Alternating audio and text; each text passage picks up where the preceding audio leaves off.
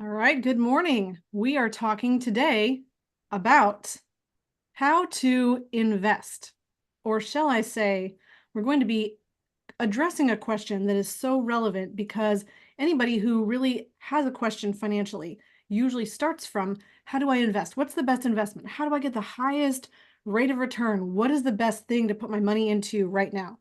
And we're actually going to be answering that question by telling you that instead of finding the right investment, the real thing that you need to do is think differently about your money. Save first, build liquid capital, substantial liquid savings, and be in a position of controlling capital because that is going to put you in a position light years ahead by giving you a tailwind behind you that's going to help you control your financial environment. So today we are continuing on the discussion through Nelson Nash's book, Becoming Your Own Banker. And Bruce, I am so excited to talk with you about this today as we're actually continuing the glossary section of the book, episode 32 of this series, through this amazing work that Nelson Nash put together. Thank you for joining me today, Bruce. Yeah, I think the first thing is we want to say that the disclosure is that we're not giving you any investment advice. We're actually talking about your emotional attachment and your philosophy of what you do with money. Part of that may be investing, but before you invest, you really should get your house in order as far as having a 3 to 6 month emergency fund, and then you have an opportunity fund. And what I see all the time as an investment advisor is people are always saying, "Where should I put my money now? Where should I put my money? Oh, I heard my neighbor said this, and my uncle said this, and my mother and father said this, and I really think we should do this." And um, it is that eagerness, which is amiable, to take care of that and grow your money, but not taking care of the basics first, I think really gets in the way. And Nelson tried to talk about this in his book about if you 34.5% on average, the volume of interest is flying out of a person's household for financing charges. And, if you can take care of that or at least reduce that, you would actually have more money to save, invest, or give away.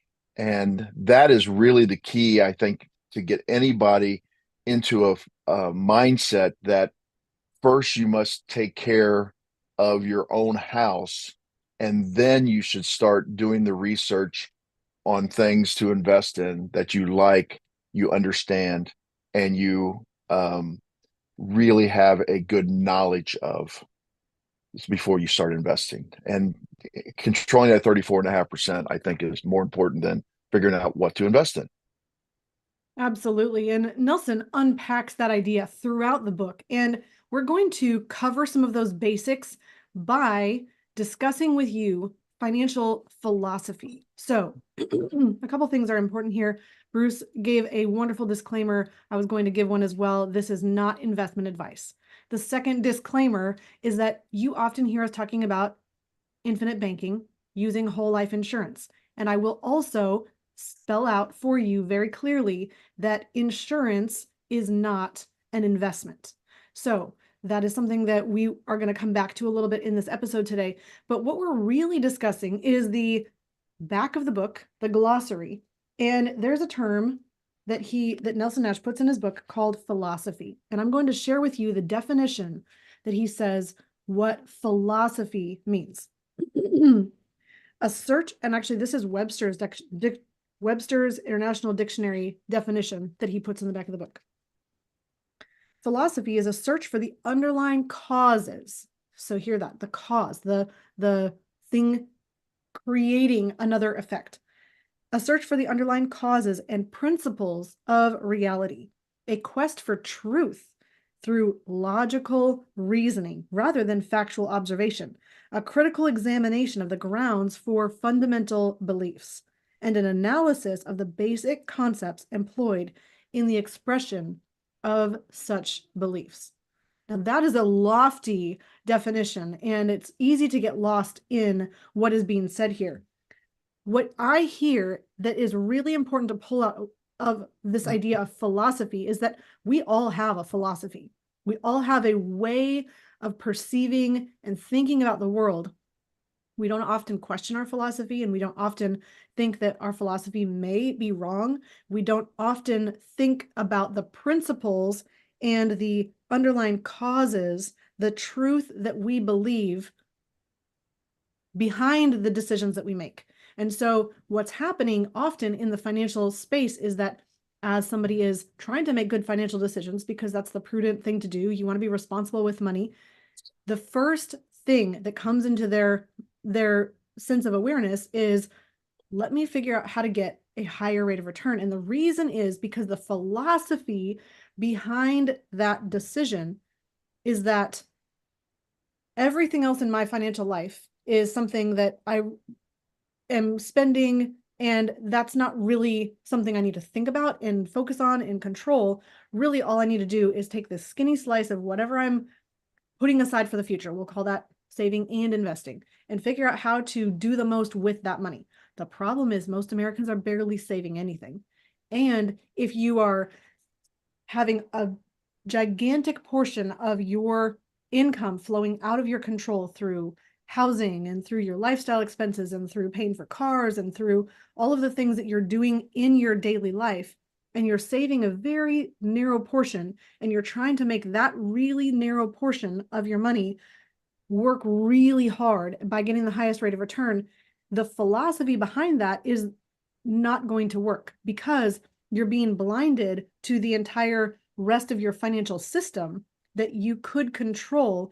And if we step away from that philosophy and instead think about how to control the entire system, we will be able to move forward more quickly. So, Bruce, I know we have a lot to cover with this, but I would love to hear your thoughts on that specific idea of the philosophy that drives our financial decision making.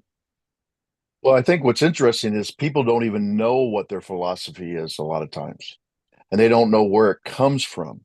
I would challenge everybody. I've shared this on the podcast before that um, my thirst for how money works actually happened somewhere between, I don't remember exactly, but between 8 and 10 years old, when my father brought a car home, and I asked him how much was that car, and he chastised me and said, "Don't you ever ask me how much anything costs. Don't you ever ask me how much I make. Don't ever ask anybody about those kind of things." And I remember thinking, well, how am I going to learn? And that could have went one of two ways.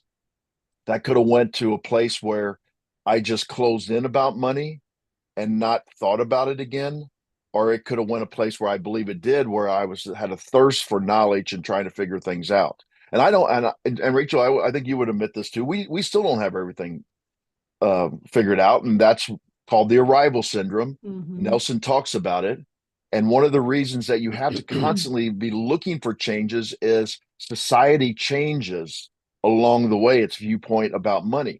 So we're in May of 2024, and Bitcoin's had about a 14-year, I believe it's about a 14-year growth period. And we have a new way of thinking about money with this electronic cryptocurrency. And we've also added about twice as much to our United States balance sheet over the last 5 years. And that is also affecting how people think about money. People used to say, well, we can look back in history and then we can kind of predict what's going to go forward. And then we can make some decisions based upon that. And that's somewhat still true, but the caveat now is that now we have this thing called cryptocurrency coming in play, which we did not have before. And we have this tremendous drag on the United States economy, the greatest, I don't know if greatest is the right word, but the most respected economy in the world that people turn to look at all the time now is actually getting into a position where its debt to GDP ratio is well over 100%. And in the past, when that happens to countries, they go through a period of stagnation where they do not increase their GDP. And when that happens, then their stock market, their bond market all change. And that is why not understanding these particular things, I can understand why some people don't want to know. They just throw their hands up in the air and say, well, I'm out of, this is out of my control.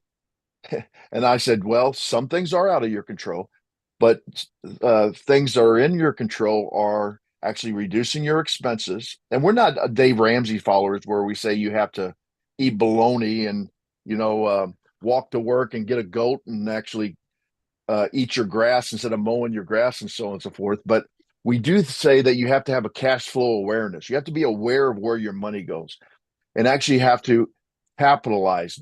Don't be afraid to capitalize your savings. That's one of the tenets that Nelson has talked about for years and years and years. And when you do that, you're also not living above your means in the form of financing things Mm-hmm. that you don't need. And then we also, Rachel, you said something about your lifestyle needs. We have changed to consumerism, where we actually consume because of marketing here in the United States and abroad. I can remember my mother actually grew up in a 4 room, 850 square foot house with 7 siblings, so 8 children and two parents, so 10 people in an 850 square foot house. I live and my wife live alone in a 3,640 square foot house. I mean, it's some people would say we are living above our means, but we have a lot of available capital. And frankly, we're thinking about downsizing now too, Mm. for a variety of reasons. But so where you're getting this philosophy, and it's a lot of times unconscious. So whenever you're dealing with anything, these are the 4 things that somebody taught me a long time ago. You're unconsciously incompetent. You don't know what you don't know. And then all of a sudden, one day, you actually, something wakes you up and says, oh, I'm now consciously incompetent. There's something out there that I don't know about. And I want to now study it. And then you become consciously competent. But you got to think about it every time. Like you go to the store and you see something, oh, I want to buy. Oh, I don't really need that. Now you're consciously incompetent. I'm sorry, excuse me, Consciously consciously competent. competent. Mm-hmm. Competent. The place you want to be is not to even see that temptation, that you just walk right by it. You're unconsciously competent now. You're like, I don't need that. That's just something that's flying out of my control. So Mm-hmm. you have to constantly be looking at those 4 phases to see where you are in anything in your life. Bruce, I love that progression that you just led us through because this is a huge part of changing your paradigm. Nelson Nash brings us to the idea that there is a prevailing philosophy and there is a winning or a successful philosophy. And he unpacks the prevailing philosophy in this way. He basically says if you take your 100% of your income, usually what happens is you have about 20% flowing out to paying for a car or an automobile. You have about 30% flowing out to pay for your mortgage or your housing. You usually have about 40% flowing out to pay for your lifestyle expenses. And if you add those up, that leads 40 and 30, that's 70, 80, 90% is taken. That's 10% of savings. Now, that means 10% of your money is not being spent. Usually that's not even that high. Most Americans are spending or saving far less than that. And what happens is when you're financing in every one of those categories, when you're financing your car, you're financing your mortgage, you're financing on credit cards and loans and lines of credit, all of your lifestyle expenses, whether that's furniture loans and student loans, this is all of the things that you're paying for. We don't realize that not only are we paying a banking um, industry, we're paying into a banking system that is benefiting by controlling capital. They're controlling capital. We're paying them interest for the cost of that capital. What is also happening is that when we start a new loan, the portion that's going to interest is much higher at the beginning. And because of that, when you look at all of the factors, the numbers come out to about 34.5% of your total dollar is going, of the dollars that you make, is going to pay for interest costs. And if that doesn't make you think, wow, I really need to figure out a way to change that so that I don't have so much flowing out in interest cost to another institution. Really what the number one thing that you can do is is to lower all of those expenses that are going out and control capital by saving more. And then you're in a position where you can put that capital in a place where you're building up this liquid cash reserves that you have available, and then you can borrow against that capital, being in a position where that is always growing, and you're still going to have a cost of capital. There's always a cost to paying no matter how you pay. But really, the situation is that if you can save a larger percentage of the money that you're making, and saving first, like Mike Michalowicz talks about in his book Profit First on the business side, if you do that in your personal life and you have a higher percentage going to savings, then you're going to be asking questions like, how do I store this capital in a better location? How do I make sure that it's accessible when I need to access it? How do I make sure that it's compounding for me? And then you are going to be in a position of control. And Nelson talks about not just shifting this actual tangible thing in your life, but shifting your thinking. And he has these 5 tenets he talks about on a regular basis. One of them is to rethink your thinking, which is very difficult to do if you don't recognize that you have a philosophy guiding and driving all of the decisions you make. So, in rethinking your thinking, he then talks about not just the situation that is the financial tangibles or the numbers in your financial life, but the things that are causing you to be hindered in this savings habit, or the things that prevent people from being able to save successfully and build that habit and discipline. And he lists them through one is called Parkinson's law. And the most specific thing I want to point out about this is that he says an expense once, or a luxury once enjoyed, becomes a necessity. And usually what that means, Bruce, this is exactly back to your point about the square footage of the house that people used to live in. Well, if we don't need to live in that small of a house, then we can see that we have much more capacity to have a larger house with more beautiful things, and we can have it more elaborately decorated. We have so many things that are driving our taste and our desire for consumption.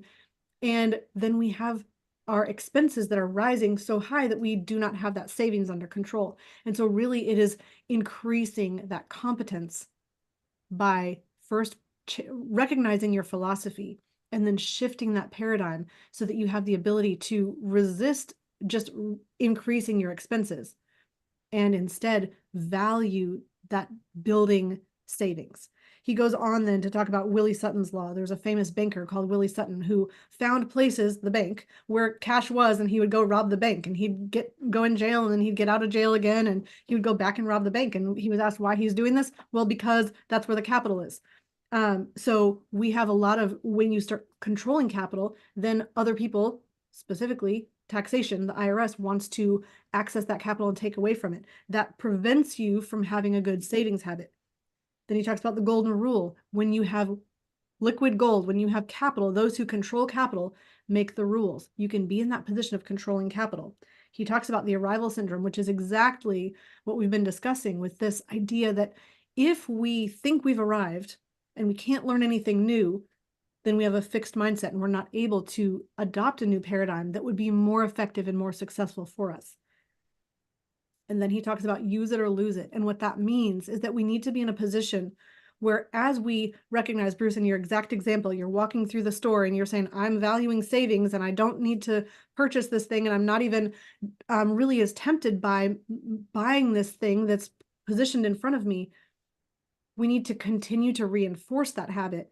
Otherwise, we can easily slip back into an old way of thinking. And all of this is to show that savings is so valuable if we can build savings and control capital, whereas getting a higher rate of return, finding the best investment, that can often be a red herring. This idea or this diversion from the real source of success in your financial life and building true financial success, which is having a discipline and habit of putting capital aside and then building stores of liquid capital, because opportunities arise when you have that available. Boy, there's going to be some people on the podcast that are going to say, "Oh, that's pie in the sky," and yeah, that's all great, but let's talk about rates of return. I mean, let's talk about rates of return. And Fritz, our great listener, a committed listener. Thanks, Fritz. He just brought up another great thing. It says the Keynesian economy or economics is automatic philosophy because it's taught from when we were very young. And the Keynesian view is that debt doesn't matter. And the reason debt doesn't matter is that the government can always print money, so we can always get out of debt. And our good friend of the podcast, James Nethery, says it's never a problem until it's a problem. And that's what the Keynesian philosophy is. It's not a real life tested philosophy. Where the Austrian economists would say you actually have to save first before you spend, and that is a better way of living. Well, I don't understand what could go wrong with that or where it could ever become a problem in that situation. But for you people that want to talk about rates of return, Rachel and I have talked about this on the podcast on a lot of occasions. But what's interesting is everybody points to average rates of return. They say, oh, well, what's the average rate of return? What's the average rate of return? And I always say, well, tell me the time period first. Because in order to get an average, you have to have the time period. Is it over 100 years? Is it over 90 years? Is it over 2 years? Is it over 50 years? Is it over 10 years? And when is that going to actually be relevant to your life? Because maybe you only have a 1 year period. Maybe you do have a 30-year period. I don't even mean your life. I mean when you have to access this money. You often But you hear in can't know in investing, advance. You won't you know until cannot. you get there. No. I just had a conversation with a couple yesterday. They were, especially she was so hung up on rates of return. And I said that it's really not important. The actual saving of the capital is what is important. And she just couldn't get it. And I started talking about time periods. And unfortunately, one of my other clients um, had been doing great with saving, and they were not wild investors. They were just savers. And their daughter actually became or developed an eating disorder. Mm. And for the last 8 years, they've been spending $3,000 a month on actual psychiatric care for her. So now their capital has been shrinking like crazy. Well, what's the rate of return on that since it's been shrinking? It's negative. You don't know what's going to come up. Now, if they would have not been great savers, they would have actually had to turn to a bank or somebody to give them capital to take care of their daughter. So you don't know what the rate of return you can't start talking about rates of return until you talk about the timetable, and you can't talk about the timetable because that is something you don't know into the future. So we've given this example a lot of times because the investment world likes to use average rates of return.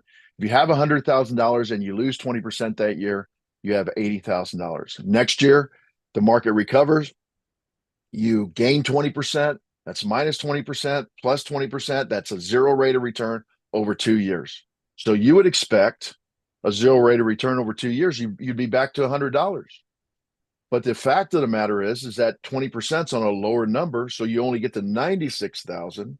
So you actually lost 4,000 or 4%. And yet people accept this as gospel all the time. Another thing that's happening right now is real estate. There's been a tremendous real estate boom over the last 15 years. Why? Because our government decided to artificially lower rates after they actually had artificially lowered them in the early 2000s, which caused the run up of the mortgage crisis. Then they artificially just put them way down again, and then COVID happened, and they continue to take them near zero. What that easy money, and this is what Fritz is talking about, the Keynesian way is that this easy money inflated real estate prices. I have had this discussion with people, clients, potential clients. They said, "Yeah, I doubled my money in 5 years in this real estate syndication." Great, that's about 14.4% annual return. That's a really good return. But now those same people have actually, they are being told by the syndication that we're going to stop distributions because they had to refinance their interest rate at a much higher rate. And they're also now telling them, we don't know if we can return your capital.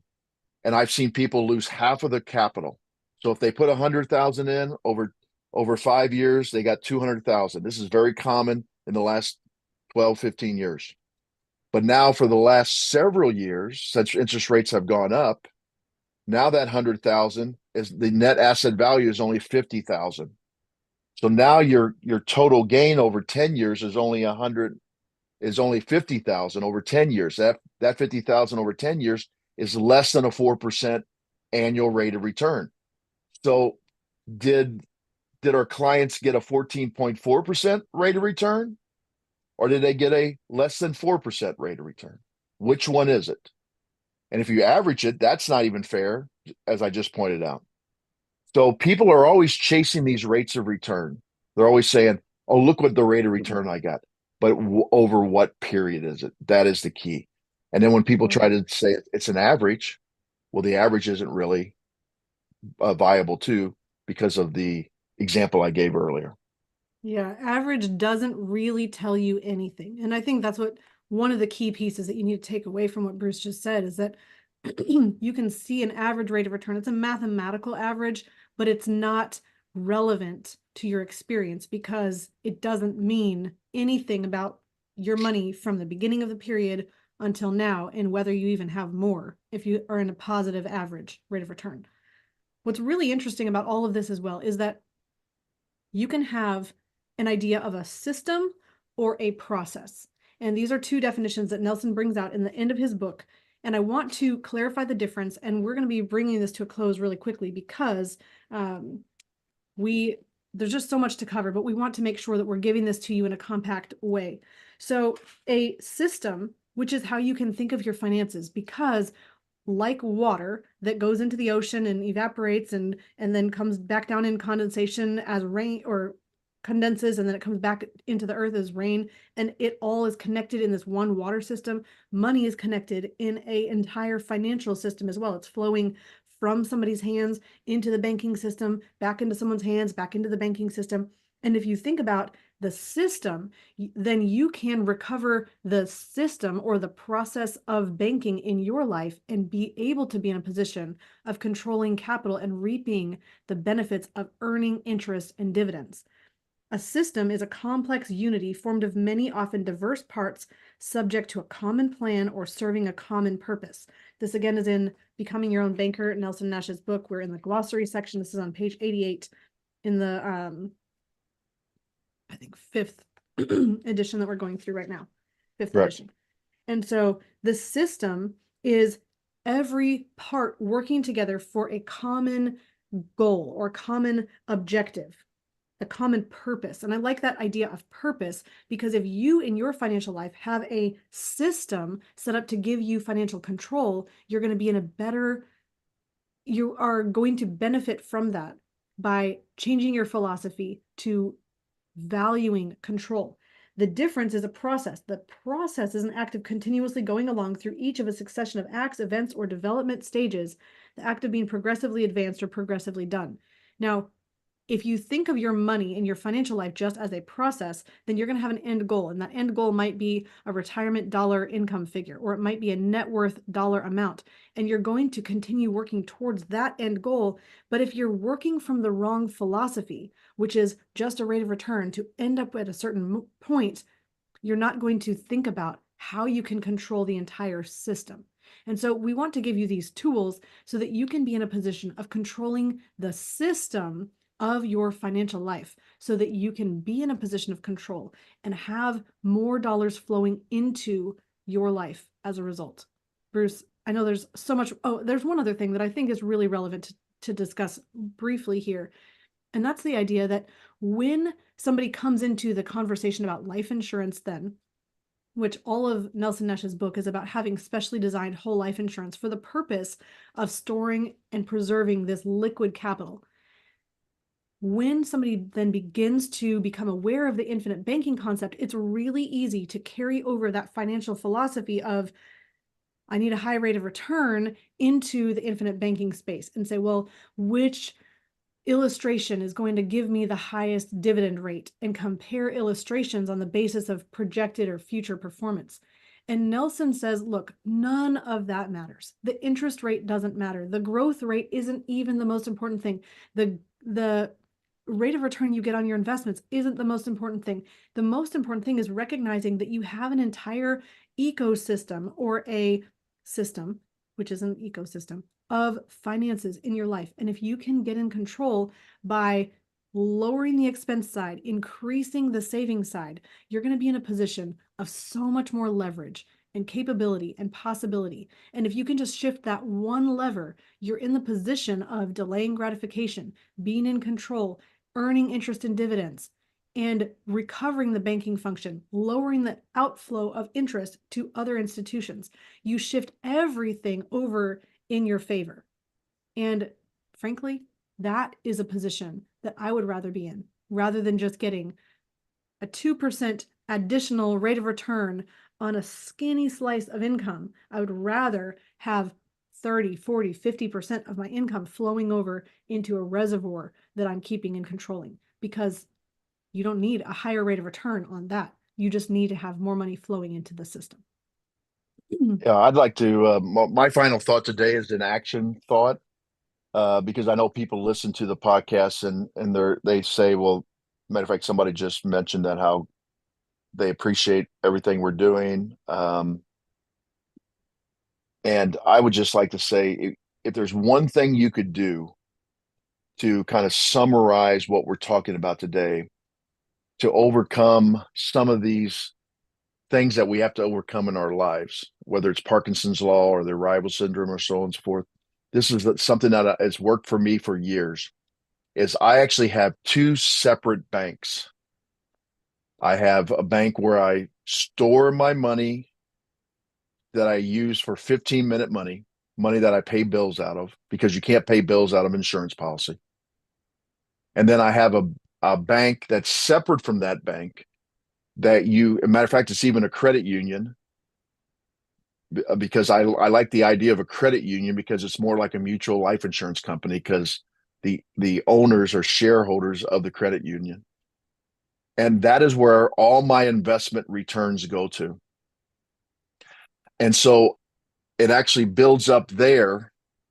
And it's very difficult for my wife and I, unless we actually write a check, get it to the other bank to actually access that money, or to go to that bank and actually take money out of there. We don't carry the ATM cards for that particular bank. And so that is just a little way that you can change your philosophy. Now, we're consciously Well, competent Bruce, about that. you changed your environment, is what you did. I mean, Right, you made right, it unaccessible. correct. And so now, when it builds up to a certain point every year, my wife and I get together and say, what are we going to do with this money? And it's normally another place that we have decided, because we've taken a whole year to do this, decide what we're going to do with that money. And most of the time, it's some type of investment that we have actually studied that for that whole year. And we decided it's a good place to put that money. And that is a way that you get a snowball effect on your money. And we've also prioritized savings first before spending. So if there's anything I can give you, or excuse me, this is the one thing I can give you today that you can say, Bruce and Rachel, that's all great, but give me something to do. Well, that's the thing I'm going to share with you that you can do today. Bruce, I love that takeaway. And it's so tangible, because you're saying all the investment returns going to one account you don't have access to. Grab the ATM card and pull that out to buy another couch with, or furniture for your patio. You don't have the ability to say, I just really want to go ahead and spend that cash today, and I'm gonna shortchange myself.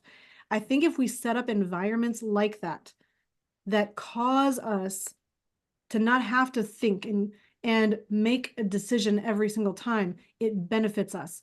For instance, we have a savings, I don't know the word, an automatic savings that goes from our checking account straight into savings every single time a paycheck hits our account. That's another thing that you can do because you're in a position of not having to say, well, let me wait till the end of the month and see if I spent that or not. And maybe if there's something left over, I'll go ahead and save that money. So you can have an automatic transaction or transfer into an account that you don't touch because that's only for your long-term savings. So thank you so much for being with us on the show today. Thank you for joining in and for the engagement and the questions. And we are just thrilled to be able to share this information with you and help you think differently, change your financial environment, get in a position of control. With that, success leaves clues. So model the successful few, not the crowd, and build a life and business you love. We'll see you next time.